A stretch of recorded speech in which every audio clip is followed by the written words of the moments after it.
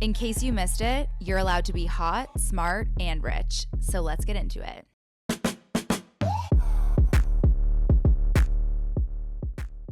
Cara Santana Leto. Are you ready to get hot, smart, rich? I'm so ready to get hot, smart, and filthy rich. That's the best one I've ever heard. Thank you so much for doing this. Oh, thanks for having me. I'm so excited because there's a lot going on in your life, which we're going to talk about. But we always start with consumption habits. What is the last thing that you put on your credit card? And then the last most expensive thing that you bought? Oh my God. Well, the last most expensive thing that I bought, I can tell you, is the row bag. I walked in here carrying my Margot. And I only know that because my business manager is like, you're going to need to be eating ramen for the next month. So that's the most expensive thing I bought. Oh God, the last thing I charged my credit card. Oh, I'll tell you. Mm-hmm. A white cake from Ralph's that I am taking to my 12-step fellowship meeting because I have the cake commitment, which is how we celebrate anniversaries for people who have 365 days of continuous sobriety. That's the last thing I bought, and it was $6.99. Wait, I love that. Is that tonight? Yeah. Oh my God, I'm so honored that you're doing this right before you go. Right Thank before, you. Yeah. I have to ask about the row bag because I really want one. Is it worth it? Yes. Okay. Courtney's going to kill me. Sorry, Courtney. Well, that's actually how we got brought together, but I've known who you are for so long. There's a lot I didn't know about you till I started doing research on this interview, which I'm so excited to get into. You are a Hollywood actor, producer, writer, director, entrepreneur, activist, now recent wife. What does a day in your life look like with that many hats? You know what? I think it's ever changing and ever evolving, which is what I love about my life so much, is that it's never the same. There's no monotony. Every day is different. And I really thrive on that, like, constant change. I think I would be very bored if everything looked the same every day. When you wake up in the day, are you like, here's exactly what I'm doing? Like, you've scheduled it out? I do have a pretty like structured morning routine, so to speak. Like the first thing I do is I roll out of bed and I hit my knees and I say 3 prayers. I love that. And then I read a daily reflection and I send it in a group chat that I have. And then I do a gratitude list using my 5-minute journal. And then I meditate. Then I feed my dogs and let them out, set the sauna. I sauna for 20 minutes and I cold plunge while the coffee is making. And then I'm kind of off to my day. But I try not to like check emails or get into any of that until I've really sort of like set my head straight for the day. But that's pretty consistent. And then everything post coffee is always different. It's like a hectic storm. So going back to childhood, you were raised in El Paso, Texas. What was your house like as a kid? You know, I had a really traditional upbringing. My parents have been married for 46 years. My mom's just a whip smart attorney. My dad was chief of juvenile probation. I had a baby brother growing up, and everything was just like super calm, super peaceful. It felt like a very nuclear, traditional childhood experience. I think the thing that was like most influential in my life, and it's so topical right now, is we grew up on the border of Juarez, Mexico, and that sort of informed, I think, the way that I see the world and the way that I view, you know, diversity and inclusion and the value of those things. And so I grew up having this inherent belief in love, tolerance, and compassion. And I think my parents were very influential in exposing us culturally to the differences of others, which has very much impacted my life. Mm-hmm. In your teenage years, if I were to ask your friends from back then what you would be doing, would they have said to me that you would be in the entrepreneur hat, the storyteller hat of being in Hollywood, or the activist hat? I think they probably would say they're not surprised that I do all 3. I was always someone who had a lot going on. Okay. I mean, I was always into the arts. I mean, I was speech and debate and plays. And so I think everyone knew I wanted to be a storyteller and that I was an actor, but I've always been outspoken. I mean, I remember my mom always tells the story of like pulling up to carpool, and I went to this Episcopalian school, and on the marquee it said goodwill on earth towards all men. And I said to the headmaster, like, what about women? And so I've always had this sort of outspoken nature. I've been suspended so many times in childhood, and it was usually sticking up for another child who I felt was being bullied by a teacher. And so my mom would pick me up and be like, you know, you can't talk back to authority, but I'm really glad you stood up for that kid. So I think I always had that. And then I've just I think I've just always been interested in like creating and building things. And so I don't think anyone's surprised at how I turned out. I'd have to ask my best friend.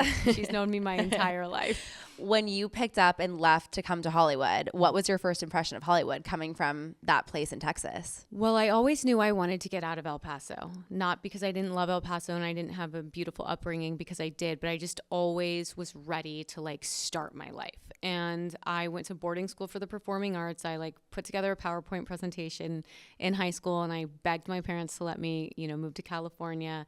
And when I got here, I was just enamored. Like for me, it was everything I thought it would be and more. And I was just like ready to hit the ground running. So when you came here, you were coming here for school first. Mm-hmm. And then how did that translate into like getting your first job as an actor? I went to a boarding school for the performing arts called Idlewild Arts Academy. It's about an hour and a half outside of Los Angeles. And so while I was doing my traditional schooling, I would take car services down to Los Angeles and audition for jobs. And I would like book, I think the first thing I ever booked was like an Avril Lavigne music video. And yeah, and I was just like working as I was going to school. Okay. And then finally I graduated. I graduated early. I did 3 years of high school, not 4. And then I moved down to Los Angeles. I did a year at Cal State LA to appease my parents who really thought I needed an education. And at that point in my life, I had other things going on, and I was really focused on working as an actor, but also was in the midst of a really crippling drug addiction. And so I dropped out of college and really just focused on my drug addiction and my acting career.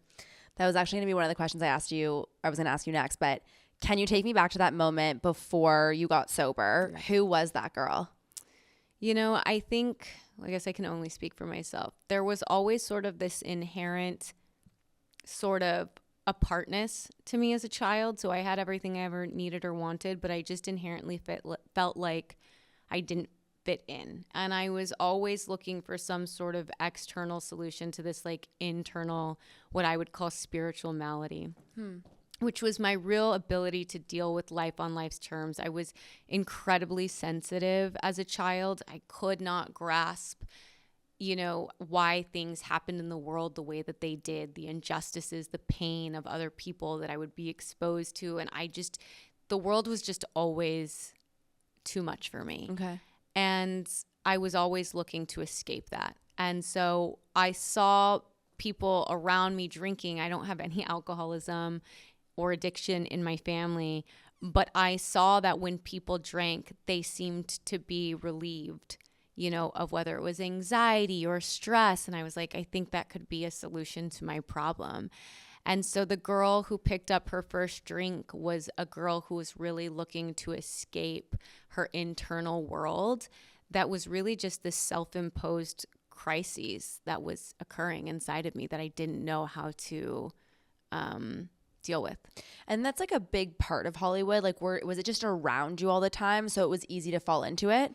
No, it wasn't really. I was so young. I mean, neither of my parents drink abnormally, and it wasn't ever really something that I observed being abnormal, but I knew that it alleviated something. And so when I got to boarding school, I mean, my first drink was really in Texas, just like a sip out of the cabinet, and I really felt the effects. I mean, my drinking started as it does for most young people, like a taste here or a party there or whatnot. But I think for me, it was just like I could never control and manage it. I would black out. I would have consequences. I was always in trouble as a result of that drinking. And then when I went to boarding school for the performing arts, that was around and other substances were around. And so I started to partake and then ultimately like found the substance that really worked for me and was sort of off to the races. And then at this time, were you still like acting, booking jobs? Like, so what was that like balancing that? I mean, the first job that I ever booked was a job called Strong Medicine. I was Taft-Hart lead. It was my first SAG job, which is the Screen Actors Guild, which is our union. And I booked that job high. The entire time filming, I was doing lines of cocaine in the trailer in the dressing room. And it became such a normal part of my life that I really could not imagine my life without drugs and alcohol. And you know, I'd like to think that I was functioning, but I mean, I absolutely wasn't, but I was using and working at the same time. And then what was that moment that you were like, I am going to get sober? I almost died of a drug overdose, and I was living in the Valley, Van Nuys, California, in my little apartment, struggling actress, hiding this from my wonderful family, and really dying of this disease, right, of addiction and alcoholism. And I remember coming to and just going like, my incredible family can't know that their 18-year-old daughter died of a drug overdose in Van Nuys, California. Like, that's just too cliche even for me. And I hit my knees and I just said, God, if you exist, like, please help me. And that's my sobriety date, April 1st, 2004. I've been sober 21 years, and it's been quite a journey, and it's been probably the thing that I am most proud of in my entire life, and something that is really like a guiding force in my life. And I'm, you know, so grateful for that experience. But yeah, for me, it was very clear that if I continued the path that I was on, I would die, because I almost just did. So that's when you decided to get sober. You're working as an actor. Walk me through now when you were like, okay, I kind of want to become an entrepreneur. So something people don't know about you is that you actually founded an app called the Glam app. Where was this in relation to like your sobriety journey and where you are working in your actress career? Like, is this out of necessity because you're not making money working, or you're like, I have an idea, I'm going to go with it? It was like I had this idea. Uber was like really taking off, which is like what we know as sort of the marketplace model. And I was working as an actress. I was probably, I want to say 10 years sober at the time. I was having a lot of personal success for me at that point in my life. And I was like, wait, if people are building things, like I can do this too. Why has no one thought of a marketplace model for the beauty industry? And I was shooting a show at the time called Salem on Fox. And the Witches show? Yes. Oh, love. Yes. Okay. And I was in Shreveport, Louisiana, which I don't know if you know much about Shreveport. Okay, well, there's, not much to do on your off time, but I still love Shreveport, so don't everyone come for me. But and I was like, I'm going to develop it. I'm just going to develop it, and I just started doing it. I really think that it's really just a matter of like, I'm the kind of person, I set my mind to something and I'm just going to fucking do it. So you're in Louisiana, you have this idea. What do you do next? I was like, okay, I want to understand sort of the operational landscape of being a beauty professional and what that looks like. And so I reached out to the man who then became my business partner. And I was like, listen, I want to create an app. I offered him equal equity in the app, which if you're starting a business and you come up with an idea, I don't recommend that. And he was like, I know someone who I think would be interested in funding this. And I said, great. So I went to that person. I didn't know anything about, I was going to my version of Harvard Business School in that moment.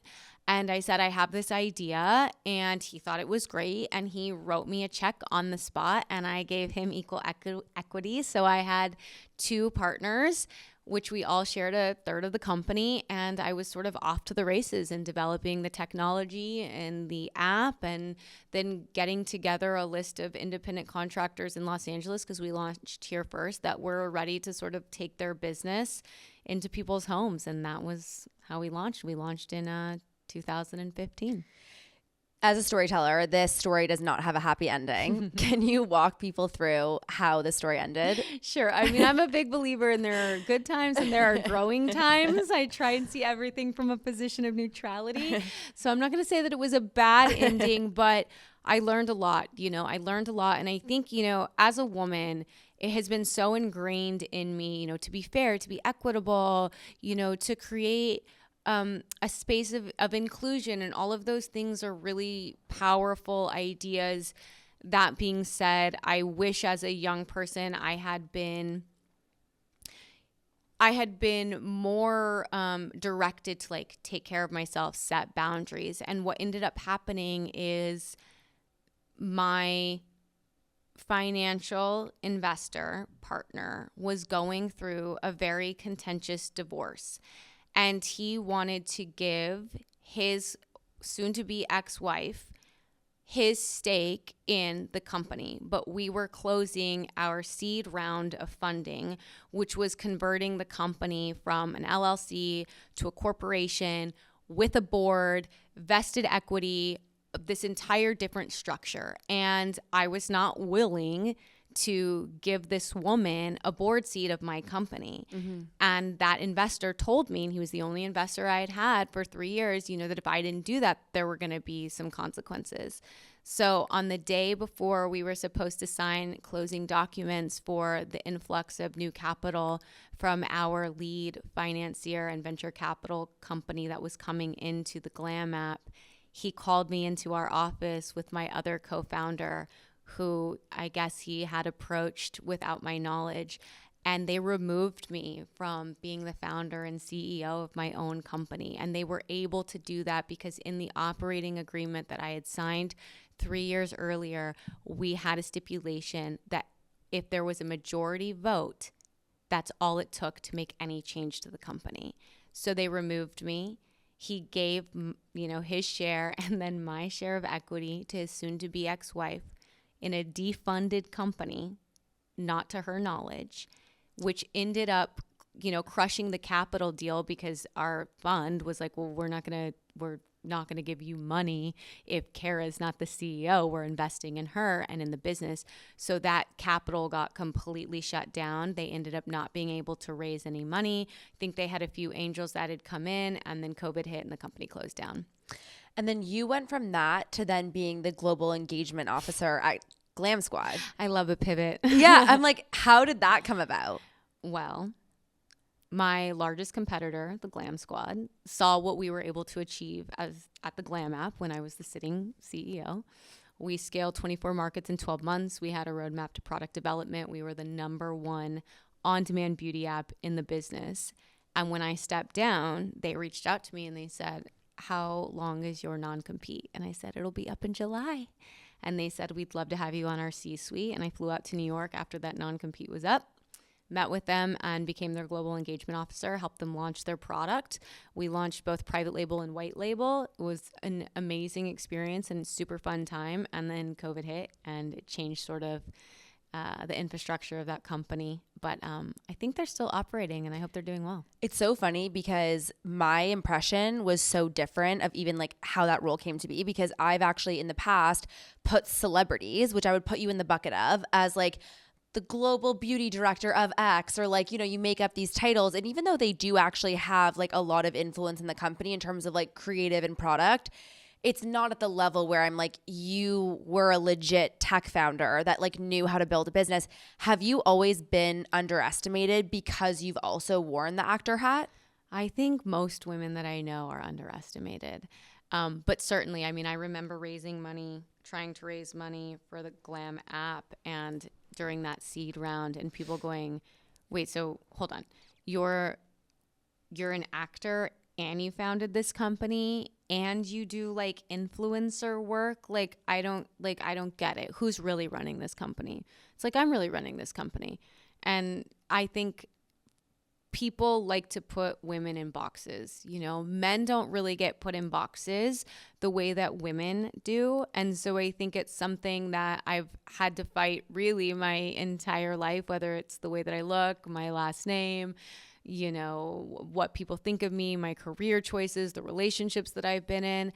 And you know what? I'm fine to be underestimated and then overachieving. You've also lived a little bit of a public life. Yeah. Where were you at in your personal life as you were going through all of this business change and like getting ousted from a company? And like, that's a really unstable environment. Was your personal life stable at that time? I was so young during that period of time, and I was in a public relationship, and I was in that relationship for a little over a decade. And there were times in that relationship, which I think is true for any relationship, that were really positive. And during that particular time, our relationship was a really positive grounding force. And my partner was really supportive during that period of time. And I'm so grateful for that. I think ultimately the relationship deconstructed for a variety of different reasons and became a not stable relationship. But during that period of time, it was. When you're living out a relationship like that publicly, it becomes unstable. Now being on the other side and finding your person and just having got married, what was it like to love again after that situation when it was so public? Oh, wow. That's such a good question. I think one of the things, I don't know if people know this, but I met my now husband. Don't think I've ever said husband. Does that sound good? Yeah, it sounds good. I haven't said it publicly like that. My now husband, Shannon Leto, I met him when I was 20 years old at a Coffee Bean. And The one on Sunset? yes, it's not the one that's still a Coffee Bean, the one that's now a Starbucks. It's like Near Equinox. Yes. Yeah. Okay. And I met him by chance, and we dated, not seriously, for a couple of years on and off. And he actually is responsible for helping me get sober and walking me into a 12-step fellowship, which I'm still a member of to this day. And we stayed in touch, and it just wasn't the right timing. And then I was in my then relationship for over a decade, like I said.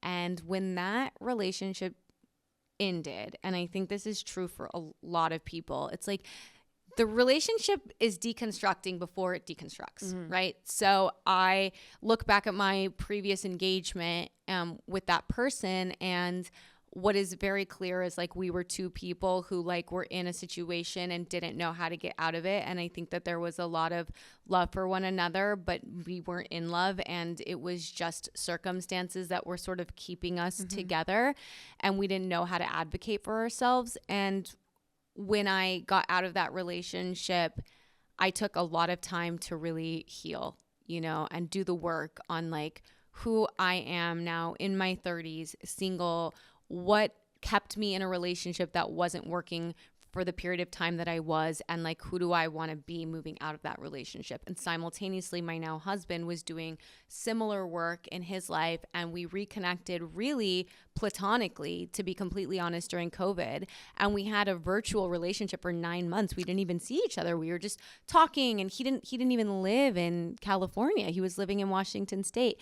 And then when we met for the first time that summer to reconnect, I remember driving up to his house in Mercer Island, and I was thinking to myself, this is either going to be the beginning of like the love story that I have for the rest of my life, or this is going to be the end of a chapter. And the moment I saw him, I was like, oh, you're the man I'm going to marry. Oh my God, that is the sweetest. And I was ready. Yeah. I think is the point, is like I was ready. Yeah. I think you're always going to take with you the learnings or the experience of the past, but I work really hard every day in my marriage to ensure that I'm treating it with fresh eyes and not bringing any, baggage or unhealedness to that relationship. But I was ready to like be in love and to be a partner and to be in a relationship. And I think being in a relationship is the hardest thing I've ever done, more so than like founding a company, diving into a theatrical project, getting sober. Like being in a relationship is so hard, and it is a daily practice to like show up and like be a partner to someone selflessly when you need to be, and selfishly when you need to be. It's so funny. I was just about to ask you this. You posted this caption on Instagram that's really stuck with me. This is a really long time. I went very far back. Love is the hardest drug you've ever done. What does that mean? Well, if you've ever been in love, you know that it is the most intoxicating feeling, and it is the hardest thing to get out from. It's just like no amount of cocaine or alcohol can even compare to that intoxication of like falling in love. And there is, in my experience, no harder withdrawal than getting your heart broken and falling out of love with someone. Mm-hmm. Every ambitious woman has a secret weapon. So let yours be the Hot Smart Rich Insights. It's how over 250,000 women are owning their worth in business, wealth, and life. Whether you're building a brand, making moves in your career, or wanting to get control over your finances, the Hot Smart Rich newsletter delivers the cultural context and consumer intel to keep you ahead. With only 6 months left in the year, It's time to make consumer trends, financial hacks, and HSR insights your best friend instead of mindlessly scrolling on social media. We've built one of the most powerful communities of women at the intersection of consumer, capital, and culture. So join us with the paid version of our newsletter free for 3 months with the link in the show notes to claim your free offer. So now you're in love and you actually called your new company Lil Luv Dog. Can we talk about Lil Luv Dog? Yes. My husband actually came up with the name. Oh, wait, tell the story. So I'm like, hey, I have this idea.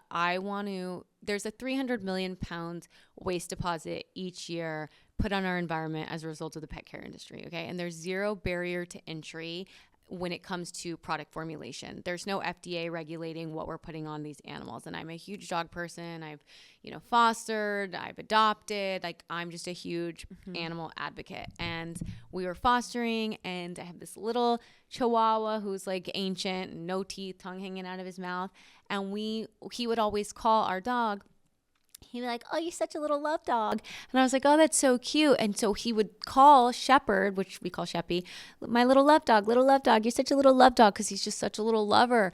And so when I was like, hey, I have this idea for this pet care company. I want to fix like the waste problem and the clean problem in the pet care industry. And he was like, little love dog. And I was like, oh my God, little so love cute. dog. Tell me everything about the company. Like, what is it? What are you guys doing? It's launching in August. Yes. Yeah. So we launched August 26th. Little Love Dog has been a labor of a lot of love. I've been developing this company since December of 2022. Wow. I knew that I wanted to build something again. It's something that I'm passionate about. I love creating. I love storytelling. And that's pretty much in any vertical of my life, whether it's acting or directing or writing or building businesses. And I was getting a lot of offers at the time to license my name and likeness to beauty brands or personal care brands or home, goods. And I was like, oh, all these, verticals feel very oversaturated. But it was very clear that there were two proliferating trends. The first being a real big push in sustainability when it comes to packaging formats, and the second sort of clean and transparent ingredients. And I was like, where is there a white space? And I started looking into different areas of the consumer goods space that I was interested in. And pet has always been something I'm very passionate about, and it tends to be a recession-proof, explosive market. Yeah. And so I was like, let me see what's going on. And I discovered what I just told you about the waste component and sort of this zero barrier to entry when it comes to ingredients. And I was like, that's what I want to solve. We got sort of those elements into play. And then I was like, the sustainability component is so important. And my best friend is a woman by the name of Stephanie Suganami, but I think most people know her as Steph Shep, who was the CEO of Kardashian West Brands for a period of time and sits on Al Gore's Climate Reality Board and has this incredible platform called Future Earth, which is an educational forum online for people who are interested about learning about sustainability, but in a really digestible way. And I was like, hey, can I get your eyes on this? And I was going to invite her in as an advisor. And it was just so clear. She had so much to add and build in this business. And so I brought her on as a partner and as a co-founder. And together we really developed what Lil Luv Dog is now. So we are launching with a dry shampoo, which is a bit of a category creator. If you guys can't see her jaw is to the ground. Oh my God, wait. So you just decided, you're like, I'm going to make dry shampoo for dogs. Yes. How does that come to you? Well, the dry shampoo market is like a $4.9 billion industry in the personal care space. And washing your dog takes so much time. Yeah. So much energy and so much money. Not to mention, most dogs don't really love being washed. And women are the leading consumers in the pet care industry. So the hypothesis and assumption that I hope is going to pay off for me is that women are going to naturally love this alternative of in-between washes so that they can save time, save energy, and save money. And so the idea was develop something that's already working in personal care, apply it to the dog, to the dog industry, and that's what we're launching with. And then following that, we'll have a liquid shampoo and conditioner. And we have a roadmap of product throughout, 2028 at this point. But we're launching with the dry shampoo. We really wanted to sort of make a splash in the grooming space. Wait, I'm obsessed with this. We really wanted to build something for consumers like us. This zillennial sort of Gen Z, millennial cusp consumer that is interested in like a curated lifestyle brand. I felt like the pet care industry just feels so patronizing. Everything's like loud colors and it's so goofy, and it's like girls like me, we've got our little Rhode lip gloss, we're going to Community Goods, we're using Necessaire, like maybe we're splurging on our Row bag, maybe it's Totem. Like we have a lifestyle, and people spend more on their pets than they do on themselves. And so I just wanted to create something that I knew women like me would want and use. And how can I simplify your life? How can I make a product that's good for pets, good for people, and good for the environment? And that's how we created Little Love Dog. So you've now launched, this is your second company. What is the biggest difference that you're doing this time around than you did the first time? I felt in the first company that I really had to like fake it till I made it. I really felt like I had to have all the answers, and if I didn't know the answers, I had to like phone it in, because I couldn't let anyone catch me not knowing what I was doing. And I think as it relates to Little Love Dog, I only know what I know, and I don't know what I don't fucking know. And that is a strength. That is not a weakness. Because I think as women, we do feel this need to like be over prepared or like have all the answers. And I think there's so much power in what you're saying by being like, I actually don't know. The difference between what I've noticed of people that will be successful and that won't is they know who to go to for the answers. They don't just say, I don't know. And it's like, well, this is a never-ending problem. They say, I don't know, but here's who I know to go to. And it sounds like you're really resourceful. For someone that's listening to this that maybe doesn't have the resources or the connections, like where is the place that you would tell them to go and look for help if they don't necessarily like have the answer themselves? Or like in another way, if someone is like, oh my God, she would be the perfect person to ask for help, what's a way that they could like send a DM to get a response from someone like you? I mean, I think you just have to ask. You know, that's what I do. I just ask, you know, and the worst that someone can say is no, or they don't respond, and then you're really no better off than you were. Yeah. There's so many people, at least in my experience, that genuinely want to help, that genuinely are passionate about supporting other women or supporting brands that they're passionate about. So I would just ask and like let people know, share about what you're interested in, share about the help you need. And I believe that when the student is ready, the teacher will come. Oh, I love that.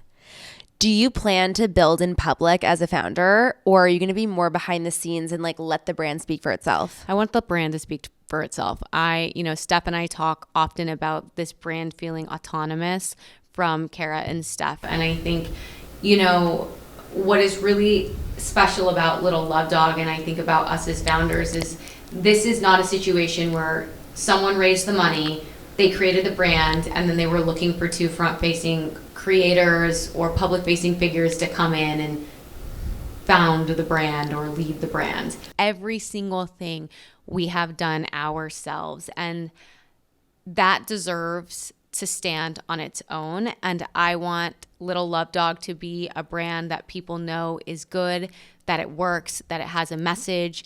And so we'll be behind the scenes continuing to do what we do, and we're going to let the product and the brand speak for itself. I love that. And honestly, it's one of the reasons I wanted to have you on, because it's so interesting, because I think you are going to face this battle of like, there's a benefit to having a public persona, right? You have distribution. Do you feel like you have to work 10 times harder because people make the assumption that like you're just a face coming into this brand? I mean, here's the thing. People will always have opinions, and I try to not get bogged down in what I'm afraid people are going to think, because that is a waste of my time and my energy. All I can do is be really specific about every element of this business, intentional about how we launch it, how we roll it out, the people that we partner with. And so everything is super intentional and strategic, and what people are going to think, people are going to think. But I know that I raised, our pre-seed round by my own. I know that it was taking calls, 7 p.m. on a Sunday night and 5 a.m. on a Monday morning and missing my husband's birthday because I needed to take that venture call because we needed the capital. I know that I sat there and I interviewed every single hire, that I'm the person that's had to do every single fire. I know that, and it's enough for me to know it. I don't really care if anyone else knows it. Wow, you are such a boss. I'm obsessed with you. Okay, we have to finish with some rapid fire. Oh, okay. So can we get a sip of water? Yeah, get some water. Okay, would you rather be behind or in front of the camera? In front. Love that answer. You are so sure of yourself. Yeah. Were you always like that? You'd probably have to ask my mom, but I mean, I think there's always like an inherent level of insecurity, but also I work at being confident and honest. Okay. This is not rapid fire, but like if someone's working on being confident, what is your number one piece of advice to them? I think for me, confidence comes from being willing to continue to do something and grow and being open. My favorite quote is like, take your criticism seriously, but not personally. Ooh, I like that. Yeah. Ooh, I'm definitely going to put that into like a newsletter and quote you on that. Would you rather pitch to VCs or do an audition tape? Oh God, they both fucking suck. Probably an audition tape. Okay. Would you rather be traveling or be home? That's so hard. There's a time for each. I love traveling. I love being home. Oh God, I don't know. Home is where the heart is. Blah, Yeah, blah, I'm blah. like that too. Would you rather have to pick up poo or wash the dog? Pick up poo. Hence why you're making dry shampoo. Exactly. If you could switch closets with anybody in the world, who would it be? Anyone in the world? Dead or alive? Oh, I guess my best friend Steph, but I do have access to her closet, but her closet's pretty fucking sick. That's amazing. Does she let you borrow stuff? Yes, all the time. She's the most generous person I know. In fact, sometimes she'll see me and she'll be like, you can't wear that. Come over. Like, yeah. Or like, I went on a bachelorette trip once and there was like a theme for each night. And she was like, I cannot have you out there looking crazy. So come over. And like, she's like, take this row bag and take this row pan and take this thing. And then, so yeah, she's very generous. I need to become friends with Steph Shep. 100%. Everyone needs to be friends with Steph Shep. Okay, you're very into both, I think. So this is going to be a good one. Fashion or glam? Ooh, fashion. Okay. I don't typically wear makeup. But you're such a beautiful, like, beauty girl. I'm a skincare girl. Okay, what's your go-to skincare product? Ooh. Rejuran. It's like the polynucleotides, Okay. which is basically like a fancy word for saying salmon sperm, but I use topical and it's changed my skin. Okay, we need to link that in the show notes. Would you rather do night or morning dog duty? Morning. You're a morning person. I'm a morning person. I'm a Monday person. I hate the evenings and I hate Friday. You hate Fridays? Yeah, because everyone's like, oh, I'm taking the day off, or I'm like, it's Friday. I'll circle back on Monday. It's just like it's the end of the week. Like you have to wait 2 days before like more opportunity and more like creativity. I know, but then don't you kind of love that you get your own time to just like do your own work on the weekends? Listen, I'm good no matter what, but I really like a Monday. Okay, I like it. Do you ever answer an unknown call? No. Me either. I just got one while I was prepping for this. So I was like, I have to ask her. So my community is the best. They always want to know how they can help. Obviously, you're launching on August 26th. Where are you launching? D2C. Okay. What's the website? LittleLoveDog.com. And Little is Lil. Mm-hmm. And are you hiring? Like, are there any other ways that like people can get involved? Are you doing meetups at like dog parks? Like, that's such a great question. We will be having some of that. So definitely follow us on Instagram. But I think what we really want is user-generated content of you and your dog. This is such a lifestyle aesthetic brand. We're really focusing on building community. And we know that so many of you all love your dogs. So any cute videos or cute photos, like send it to us, DM it to us, DM it to me. Like we'd love to see you and your dog. And if you have Little Love Dog product, even include better. that, even better. Where can people find you?